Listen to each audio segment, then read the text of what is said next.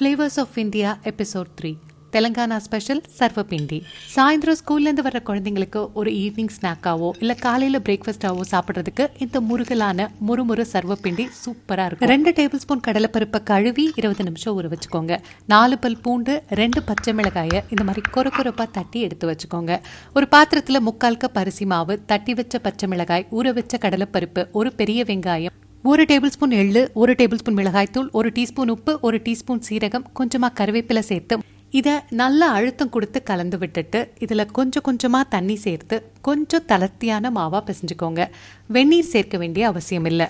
மாவு தயாரானதும் தாராளமாக இந்த அளவுக்கு மாவு எடுத்து உருட்டி தயாராக வச்சுக்கோங்க. கையிலையும் தோசைக்கல்லையும் நல்ல எண்ணெய் தடவிட்டு நாம் எடுத்து வச்சிருக்க மாவு இதில் சேர்த்து கையாலேயே மெல்லிசா இந்த மாதிரி தட்டிக்கோங்க. இதை நீங்கள் கடாயிலையும் செய்யலாம். இது வேகிறதுக்குள்ள இன்னொரு தோசைக்கல்லில் அடுத்ததை தட்டிக்கலாம். ஓரங்களை சமப்படுத்திட்டு நிறைய ஓட்டை போட்டு அதில் எண்ணெய் ஊற்றிக்கோங்க. இது நல்லா முருகலாக வேக வைக்க உதவியாக இருக்கும். இப்போ அடுப்பை ஆன் பண்ணிட்டு இந்த கல்லை அது மேலே வச்சு எண்ணெய் நல்லா சூடாகிற வரைக்கும் ஹை ஃப்ளேமில் வச்சுக்கோங்க. அப்புறம் லோ ஃப்ளேமில் வச்சு மூடி போட்டு 12 to 15 நிமிஷம் நல்லா முருகலாக வேக வச்சு எடுத்தீங்கன்னா சர்வப்பிண்டி ரெடி.